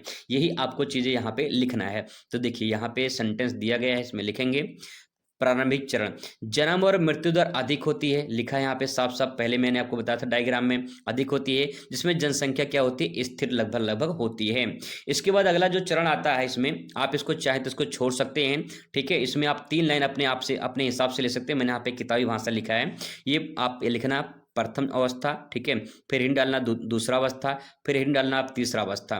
ठीक है, तो पहले में आप लिखना कि मृत्यु दर और जन्म दर उच्च होती है, इसमें लिखना आप उच्च होती है। ठीक है, फिर दूसरे में लिखना आप कि जन्म दर में धीरे धीरे गिरावट होती है और मृत्यु दर में तीव्र गति से गिरावट देखने को मिलती है, ऐसे डायग्राम। ठीक है, तीसरी अवस्था में क्या होती है, इसमें निम्न जन्म दर और निम्न मृत्यु दर होती है। बहुत सिंपल सेंटेंस है। तीसरे में निम्न होती है, तीसरे में क्या होती है, निम्न होती है, और पहले में उच्च होती है। दूसरे में यहाँ पे बस घटती हुई दिखाई देना है, बस इतना काम करना है भाई साहब, पूरा का बढ़िया नंबर आपको मिल जाएगा। ऐसे यहाँ पे सेंटेंस दिया गया है। आगे आते हैं, क्वेश्चन पर बात करते हैं। ये दहेज प्रथा क्या है, दहेज प्रथा पर समाज पर क्या प्रभाव पड़ा है दहेज प्रथा का, ये आपको बताना है। तो दहेज प्रथा यानी ये डाउरी सिस्टम, दहेज प्रथा इसे बोलते हैं। समाज की कुरीति है, एक बुराई है, जिसमें विवाह के समय वर पक्ष को जो है वधु पक्ष से धन, वस्त्र, गहने, अन्य मूल्यवान वस्तुएं दी जाती हैं। तो यहाँ पे जो वर पक्ष होता है इसको मिलता है। ठीक है, इसको मिलता है भाई दहेज। कुछ लोग मांगते हैं मुंह खोल के, हमको 4 व्हीलर चाहिए, हमको 2 व्हीलर चाहिए। ठीक है, इसके दुष्परिणाम में लिखेंगे समाज पर क्या दुष्प्रभाव पड़ा है, तो आप यहाँ पे एक एक करके समझने का प्रयास करेंगे। महिला उत्पीड़न बढ़ जाता है, यानी विवाह के बाद दहेज के कारण महिलाओं को जो है अत्याचार सहने पड़ते हैं, महिलाओं के साथ अत्याचार होता है, आपने बहुत बार सुना भी होगा। ठीक है, नेक्स्ट है आर्थिक बोझ। आर्थिक बोझ का मतलब ये है कि गरीब परिवारों पर दहेज का जो बोझ होता है वो बढ़ जाता है। अगर कोई दहेज मांग लेता है गरीब परिवारों से तो बेचारा किसी प्रकार से वो दे देता है, लेकिन कर्ज में डूब जाता है। नेक्स्ट है कन्या भ्रूण हत्या देखने को मिलती है। लड़कियों को बोझ समझकर लोग जो है भ्रूण हत्या कर देते हैं, तो इस पे कहीं न कहीं ये कारण माना जाता है, प्रभाव हो जाएगा इसका। नैतिक पतन, नैतिक पतन का मतलब है कि समाज में लालच बढ़ जाती है, अनैतिकता जो है वो बढ़ जाती है, अपने लोग अपने कर्तव्य को भूल जाते हैं। तो इस प्रकार से कुछ ऐसे प्रभाव हैं जिसके बारे में आप लिख सकते हैं। और उदाहरण के तौर पे यहाँ पे ले सकते हैं कि दहेज निषेध अधिनियम 1961 के बावजूद भी यह समस्या आज भी बनी हुई है। यानी अगर आपसे पूछ ले कि दहेज निषेध अधिनियम कब शुरू किया गया था, तो 1961 में शुरुआत की गई थी, लेकिन आज भी कहीं न कहीं लोग मांगने वाले मांगते हैं दहेज को, जो है कहीं न कहीं उनके जहन में होता है कि हमें दहेज चाहिए चाहिए। ठीक है दोस्तों, यहाँ पे आप इसके बारे में अच्छे से लिख कर पूरा का पूरा नंबर ले सकते हैं। पूरा पेपर मैंने आसान शब्द में सरल करके आपको समझाने का पूरा प्रयास किया है। पहला क्वेश्चन बहुत ही मोस्ट इंपॉर्टेंट है, थोड़ा कंफ्यूजन वाला क्वेश्चन रहता है ये, कि क्वेश्चन कि राज्य क्या है। राज्य एक समूह है, एक संस्था है, एक समुदाय है, एक समिति है। कई सारी किताबों में आपको अलग अलग जानकारियाँ दी गई हैं। मैं यहाँ पे जो आंसर आपको बताऊंगा वो मुझे गूगल से मिला है कि यहाँ पे राज्य जो है वो ये आपका यहाँ पे राइट आंसर एक हो जाएगा, एक संस्था है। ठीक है, राज्य क्या है, एक संस्था है। आगे दोस्तों बात करते हैं समाज क्या है। तो समाज जो है ये भी आंसर आपको थोड़ा डाउट करने वाला है। तो अगर समाज की बात करें, समाज यहाँ पे जो है राइट आंसर आपका अमूर्त हो जाएगा। समाज जो है ये अमूर्त है। ठीक है, अगला क्वेश्चन यहाँ पे जाति क्या, ये भी आपका डाउट वाला क्वेश्चन रहता है बहुत लोगों का कि जाति क्या है। तो जाति देखिए इसमें बहुत सारे क्वेश्चन अलग अलग तरीके से दिए गए हैं। कहीं कहीं लिखा है कि जाति संस्था भी है, समूह भी है, समिति भी है, यानी इसमें उपयुक्त आपका राइट आंसर हो जाएगा। लेकिन कुछ किताबों में जाति दिया है कि जाति एक संस्था के रूप में काम करता है। ठीक है, आगे यहाँ पे आ जाते हैं क्वेश्चन नंबर चौथे पर। ये भी क्वेश्चन बहुत ही इंपॉर्टेंट है, कई बार रिपीट किया गया है क्वेश्चन कि समाजशास्त्र किन दो शब्दों से मिलकर बना है। ग्रीक पुर्तगाली शब्द, ग्रीक अंग्रेजी शब्द, लैटिन ग्रीक शब्द या अरबी फारसी शब्द। तो इसमें आपका राइट आंसर हो जाएगा ये जो है लैटिन और ग्रीक शब्द के जो है द्वारा बना हुआ है, लैटिन और ग्रीक शब्द में। ठीक है, तो इसमें तीसरा जो है आपका राइट आंसर रहेगा। आगे है क्वेश्चन नंबर पंचायती राज व्यवस्था की स्थापना कब हुई थी। तो पंचायती राज व्यवस्था की स्थापना कब हुई थी, वर्ष 1959 में, वर्ष 1969 में, या फिर नीचे दो ऑप्शन देखने को मिलेगा 1979 या फिर 1972 में। तो उसमें सही जवाब का हो जाएगा कि पंचायती राज व्यवस्था की स्थापना जो है ये हुई थी आपका 1959 में, और ये राजस्थान में इसकी स्थापना हुई थी। नागौर जिले से यहाँ पे इसकी शुरुआत की गई थी। ठीक है, नागौर जिला राजस्थान का, यहाँ से इसकी शुरुआत की गई थी पंचायती राज व्यवस्था की। आगे यहाँ पे क्वेश्चन है कि पंचायती राज व्यवस्था में कितने स्तर होते हैं। पंचायती राज व्यवस्था में 3 स्तर होते हैं, 4 स्तर होते हैं, 5 होते हैं, 6 होते हैं। इसमें 3 स्तर होते हैं, जिसमें आपका पहला होता है ग्राम पंचायत, दूसरा होता है आपका क्षेत्र पंचायत, और तीसरा होता है आपका जिला पंचायत। ठीक है, तो इस प्रकार से ये बटा होता है। आगे यहाँ पे क्वेश्चन नंबर है नेक्स्ट कि संस्कृतिकरण की अवधारणा किसने दी है। संस्कृतिकरण की अवधारणा M S Srinivas, Radha Kamal Mukherjee, S C Dube, C B Vikal. तो यहाँ पे सही जवाब आपका हो जाएगा एम एस श्रीनिवास ने संस्कृतिकरण की अवधारणा दी है। ठीक है, अगला क्वेश्चन यहाँ पे है कि जनसंख्या वृद्धि के सिद्धांत कौन सा संबंधित है, सोरोकिन, माल्थस, बेबर या सी बी विकल। तो सही जवाब इसमें जनसंख्या वृद्धि का हो जाएगा कौन सा, माल्थस इसमें राइट आंसर हो जाएगा। अगला क्वेश्चन है कि ब्रह्म समाज की स्थापना किसने की है। ब्रह्म समाज की स्थापना राजा राम मोहन राय, स्वामी विवेकानंद, दयानंद सरस्वती, ज्योतिबा फुले। तो इसमें सही जवाब का हो जाएगा राजा राम मोहन राय हो जाएगा। क्वेश्चन नंबर आ जाते हैं 10वें पर। 10वां कह रहा है कि चिपको आंदोलन की शुरुआत किसने की थी। तो इसकी शुरुआत सुंदरलाल बहुगुणा, ज्योतिबा फुले, डॉक्टर भीमराव अंबेडकर या फिर महात्मा गांधी। तो चिपको जो आंदोलन है इसकी शुरुआत सुंदरलाल बहुगुणा ने की थी। तो दोस्तों ये कुछ इंपॉर्टेंट 10 बहुकल्पीय क्वेश्चन थे। अब बात करते हैं अति लघु क्वेश्चन जो बहुत ही मोस्ट इंपॉर्टेंट है। आइए सरल शब्दों में समझने का प्रयास करते हैं। आइए दोस्तों एक एक करके सरल सिंपल शब्दों में समझने का प्रयास करते हैं। क्वेश्चन है अति लघु उत्तरीय प्रश्न में देखिए वर्ग से आप क्या समझते हैं। तो उसमें लिखेंगे वर्ग अर्जित स्थिति पर आधारित होता है। अर्जित का मतलब प्राप्त करना, यानी वर्ग को आप प्राप्त कर सकते हैं। जैसे अगर आपका परीक्षा जब होगा तो उसमें कुछ फर्स्ट वर्ग में आएंगे, कुछ सेकंड वर्ग में आएंगे, ठीक है, कुछ थर्ड वर्ग में आएंगे। तो इस प्रकार से जो आप वर्ग है इस वर्ग को आप भी तो प्राप्त कर सकते हैं। आप प्रथम वर्ग में आ सकते हैं, द्वितीय वर्ग में आ सकते हैं, तृतीय वर्ग में आ सकते हैं। तो इसका मतलब ये है कि आप वर्ग प्राप्त कर सकते हैं, अर्थात वर्ग अर्जित स्थिति पर आधारित होता है। पहला पॉइंट। आगे इसका मुख्य आधार आर्थिक होता है। व्यक्ति अपनी योग्यता, शिक्षा और ज्ञान के द्वारा वर्ग में अपनी स्थिति उच्च कर सकता है, अर्थात वर्ग अर्जित किया जा सकता है। सिंपल परिभाषा लिखा गया है, अच्छे से समझ सकते हैं। अगला है जन्म दर से आप क्या समझते हैं। तो प्रति 1000 महिलाओं के द्वारा जीवित जन्म देने वाले बच्चों की संख्या को जन्म दर कहा जाता है। सिंपल परिभाषा है। अगला यहाँ पे जनजाति को परिभाषित कीजिए। जनजाति क्या होता है इसके बारे में आप यहाँ पे लिखेंगे। जनजाति एक ऐसा मानव समाज है जो अपनी एक भाषा, अपने रीति रिवाज, विश्वास, संस्कृति को साझा करते हैं। भारत के अलग अलग राज्यों में जनजाति निवास करते हैं। यानी सिंपल भाषा में कहा जाए तो जनजाति का अपना एक अलग क्षेत्र होता है, अपनी एक भाषा होती है, अपनी संस्कृति होती है, जिसे हम जनजाति कहते हैं। ठीक है, यही इसकी पहचान होती है। अगला यहाँ पे एक परिभाषा लिख सकते हैं कि मजूमदार के अनुसार, अगर आपको अच्छा से समझ में आ गया तो आप इसे लिख सकते हैं कि मजूमदार ने कहा है कि जनजाति परिवार एक ऐसा समूह है जिसका एक निश्चित भूभाग होता है तथा विवाह, व्यवसाय, रीति रिवाज और उनकी संस्कृति भी एक निश्चित अवस्था में होती है। वही बात यहाँ पे कहा गया है, बस आप यहाँ पे मजूमदार के अनुसार लिख देंगे तो पूरा बढ़िया नंबर आपको मिल जाएगा। अगला प्रश्न आपके सामने है कि राज्य की व्याख्या कीजिए। राज्य क्या है? तो राज्य शब्द को अंग्रेजी में स्टेट कहा जाता है। यह शब्द लैटिन भाषा के स्टेटस से बना है।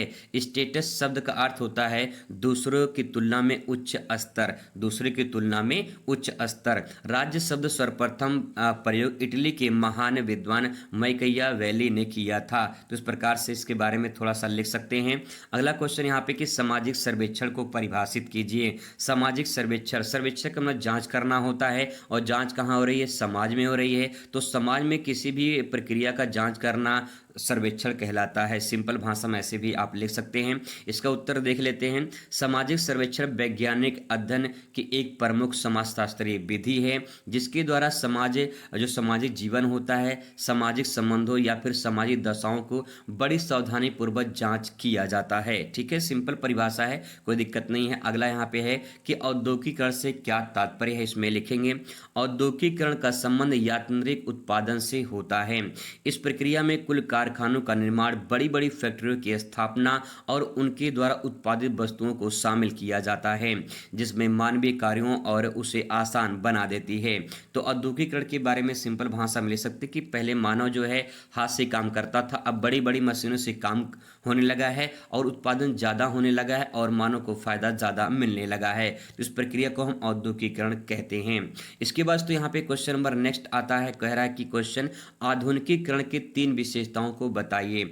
आधुनिकीकरण यानी मॉडर्न जमाने की बात हो रही है तो उसके 3 जो है कारण है इसलिए ले सकते हैं। पहला इसमें है आधुनिकीकरण एक परिवर्तन प्रक्रिया होती है, यानी आधुनिकीकरण जैसे कि पुरानी परंपराओं को छोड़कर जब कोई नई तकनीकी अपनाता है तो उसे आधुनिकीकरण के परिवर्तन कहा जाता है। अगला पॉइंट है आधुनिकीकरण से नगरीकरण और औद्योगिकरण का विकास होता है, यानी जब मॉडर्न जमाना आ चुका है तो भैया नगरीकरण का विकास हुआ है और औद्योगिकरण का विकास देखने को मिला है। तीसरा पॉइंट आधुनिकीकरण पर जो है कर समाज पर पड़ता है, यानी जो मॉडर्न ज़माना है इसका जो कर होता है यानी टैक्स वगैरह जो होती है उस समाज पर ज़्यादा देखने को मिलता है। इसके बाद अगला क्वेश्चन यहाँ पे कि स्वतंत्रता के बाद भारतीय ग्रामीण समाज में 3 प्रमुख बदलाव का उल्लेख कीजिए। क्या बदलाव देखने को मिले हैं देश की आज़ादी के बाद? इसमें लिखेंगे स्वतंत्रता के बाद ग्रामीण क्षेत्रों में सामाजिक संबंधों की प्रकृति में अनेक प्रभावशाली परिवर्तन हुए हैं और इसका सबसे बड़ा उदाहरण हरित क्रांति देखने को मिलता है। अब इसमें जो बदलाव हुए हैं वो यहाँ पे लिखेंगे 3 प्रमुख बदलाव। पहला है कृषि श्रमिकों की स्थिति में सुधार हुआ है, पहला बदलाव हुआ है।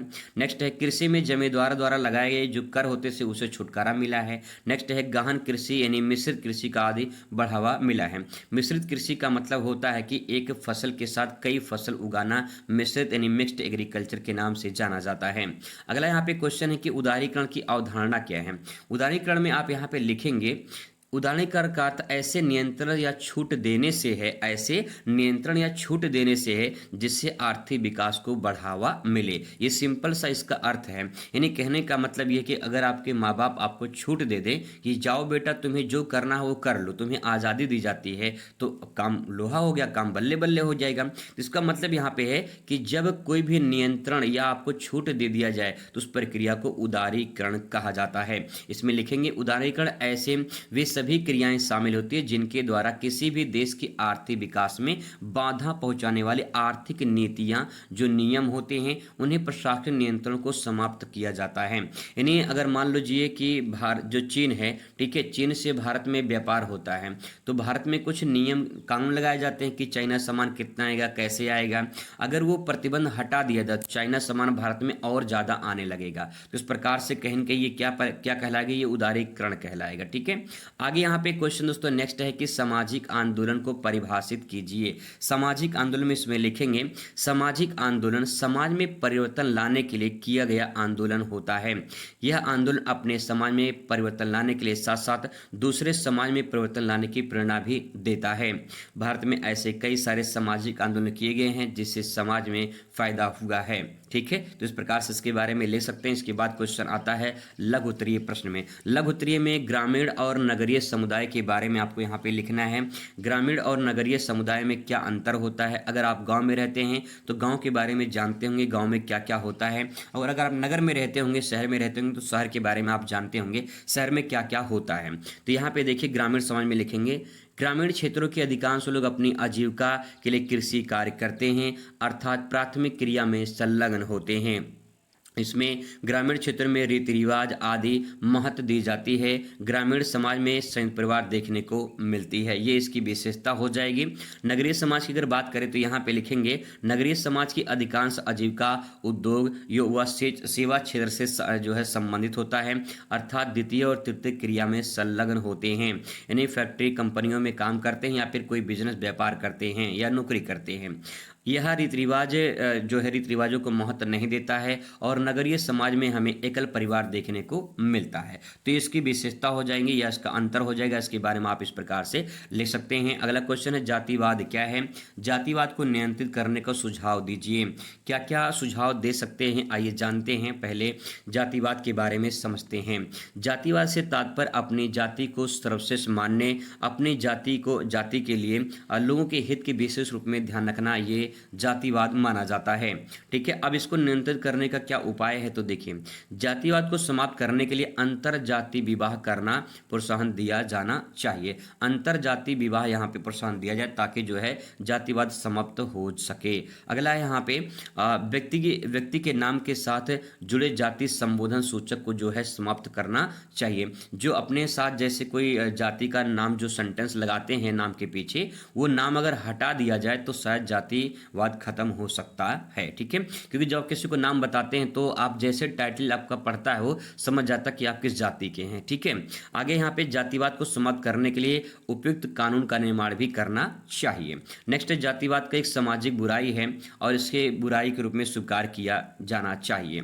अगला पॉइंट इसमें लिख सकते हैं कि जातिवाद की धारणा से बचपन से ही बच्चों के दिमाग में बैठा दी जाती है और वह आगे चलकर एक कट्टर हो जाता है। ठीक है, आगे चलकर अपनी जाति को लेकर लोग समर्थन करने लगते हैं, आगे उसके लिए लड़ाई झगड़े भी होते रहते हैं।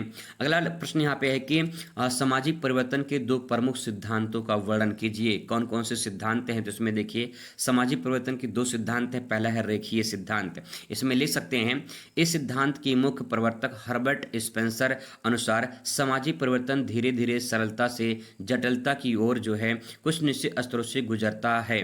सामाजिक परिवर्तन वह रूप है जिसमें परिवर्तन के सदैव ऊपर की ओर होता है, यानी एक क्रम विकास को दिशा को निरंतर होता जाता है। कहने का मतलब सिंपल भाषा में इस पूरे में सेंटेंस को समझो तो बस आप इतना समझ लिए कि समाज जो होता है वो अगर इसको ग्राफ में समझें तो समाज जो होता है धीरे धीरे नीचे से ऊपर की ओर जाता है।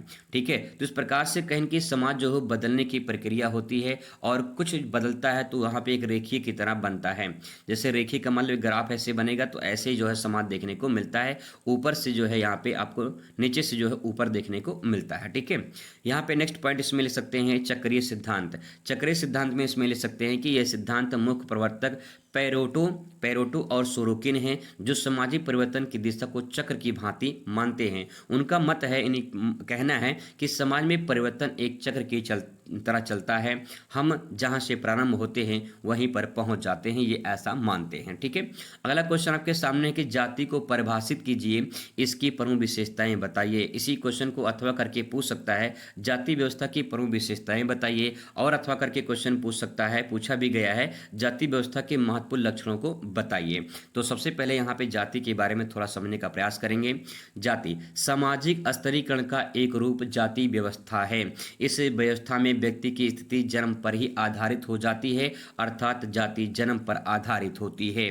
जाति के बारे में थोड़ा सा और यहाँ पे लिखना चाहते हो तो आप यहाँ पे लिख सकते हैं जाति शब्द अंग्रेजी के कास्ट शब्द से बना है और इसका पुर्तगाली शब्द की कास्टा से बना है। अंग्रेजी शब्द में से कास्ट कहते हैं, जिसका हिंदी रूपांतर जाति है, और ये जो अंग्रेजी शब्द कास्ट है ये बना है पुर्तगाली शब्द से कास्टा से बना है। बहुविकल्पी में पूछा जा सकता है कि कास्ट किस शब्द से लिया गया है, तो जवाब होगा पुर्तगाली भाषा से लिया गया है। इसका मतलब होता है कास्टा, और इसका शाब्दिक जो अर्थ है वो नस्ल या जाति या फिर भेद होता है, कास्टा का मतलब। ठीक है, अब यहाँ पे मजूमदार ने एक छोटी सी परिभाषा दी कि जाति एक बंद वर्ग है। जाति क्या है? एक बंद वर्ग है। जिस जाति में आप जन्म ले लिए वो जाति आपके साथ जुड़ जाती है। अब इसकी कुछ विशेषताएं हैं, तो विशेषताएं आप यहाँ पे लिख सकते हैं। जाति जन्म पर आधारित परंपरा होती है, और खान पान में भी प्रतिबंध होता है। पैसा होता है, पैसा नहीं पेशा, पेशा में रोजगार की निश्चितता होती है।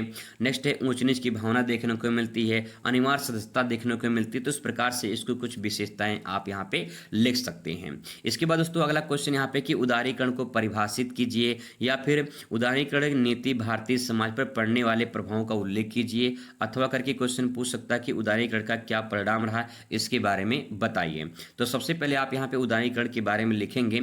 उदारीकरण का अर्थ ऐसे नियंत्रण या छूट देने से है या मुक्त करने से है। इसके बारे में ऑलरेडी पहले ही पढ़ चुके हैं, बस थोड़ा सा एक बार देख लीजिए कैसे इसके बारे में और लिख सकते हैं अधिक। इससे आर्थिक विकास को बढ़ावा मिला है। उदारीकरण में सभी प्रक्रिया सम्मिलित की जाती है जिसके द्वारा किसी देश की आर्थिक विकास में बाधा पहुंचाने वाले जो आर्थिक नीतियां होती हैं, नियम होते हैं, प्रशासन नियंत्रण होते हैं, उन प्रक्रियाओं में समाप्त कर देना ही उदारीकरण कहलाता है। ठीक है, अब यहाँ पे एक पॉइंट और उसमें ले सकते हैं कि भारत में उदारीकरण की नीति जो है वो 1990 में जो है प्रारंभ की गई थी, जिसमें कृषि और सामाजिक जीवन पर बहुत गहरा प्रभाव भी पड़ा था। इस नीति के अंतर्गत विश्व व्यापार संगठन में भागीदारी होती है, जिसका उद्देश्य अधिक मुक्त अंतर्राष्ट्रीय व्यापार की व्यवस्था को करना होता है। इसके लिए भारतीय बाजारों को आयात हेतु खोलने के लिए आवश्यकता है। तो इस प्रकार से इसके बारे में आप यहाँ पे लिख सकते हैं। अगला क्वेश्चन यहाँ पे है कि जनसंपर्क माध्यम हमारे प्रतिदिन जीवन को अभिन्न अंग है, यानी जो जनसंपर्क है ये क्या है, इसके बारे में बताना है। ये यहाँ पे क्वेश्चन पूछ रहा है। और जनसंचार के माध्यम के रूप में क्या रेडियो का भूमिका खत्म हो रही है, अपने विचार प्रस्तुत कीजिए, ये आपको बताना है। तो आइए इसका उत्तर लिखते हैं। जनसंचार के बारे में लिखेंगे कि संचार का व्यापक रूप ही जनसंचार कहलाता है। जब संचार की प्रक्रिया सामूहिक स्तर पर या बड़े पैमाने पर होती है तो उसे जनसंचार कहा जाता है। वर्तमान में जनसंचार मानव का अभिन्न अंग बन गया है, जिसमें हम कुछ आधार पे समझ सकते हैं। यहाँ पे कुछ पॉइंट दिए गए हैं। देखिए सबसे पहला पॉइंट है, इसमें आप लिखेंगे पहला पॉइंट है सूचना एवं विचार के प्रमुख माध्यम के रूप में जनसंचार में संप्रेषण यानी कम्युनिकेशन द्वारा मानव को अभूतपूर्व से जो है प्रभावित किया है। इसके द्वारा जन सामाजिक को किसी मुद्दे पर लोक मत बढ़ाने या बदलने की क्षमता भी रखता है। आगे है जनसंचार द्वारा राष्ट्रीय एकता को बल मिलता है, जिससे जनता में जो है प्रेम भावना विकसित होती है। अगला पॉइंट यहाँ पे है जनसंचार द्वारा जागरूकता की जो है प्रचार भी किया जाता है और समान सामाजिक मुद्दों के प्रति राजनीतिक, सामाजिक, आर्थिक जो विकास होते हैं ये भी संभव हो पाता है। नेक्स्ट है जनसंचार के द्वारा, यहाँ पे जान के लिखा सेंटेंस गलत है। जनसंचार के द्वारा समान भाषा की जो है विकास, संस्कृति का विकास, सामाजिक विकास, ये सब जो है परिवर्तन संभव हो पाता है। इसके बाद तो यहाँ पे क्वेश्चन आएगा आपका दीर्घोत्तरीय प्रश्न। दीर्घोत्तरीय प्रश्न जो इस प्रकार से आपको देखने को मिलेंगे, आप इनको जरूर से जरूर तैयार कर लेंगे क्योंकि यहाँ से क्वेश्चन आपके पेपर में आ सकते हैं। मैं अगली वीडियो में इसको कवर कर चुका हूँ। आप वीडियो देखना चाहते हैं तो पिछला वीडियो देख सकते हैं। मिलते हैं नेक्स्ट वीडियो में। Thanks for watching.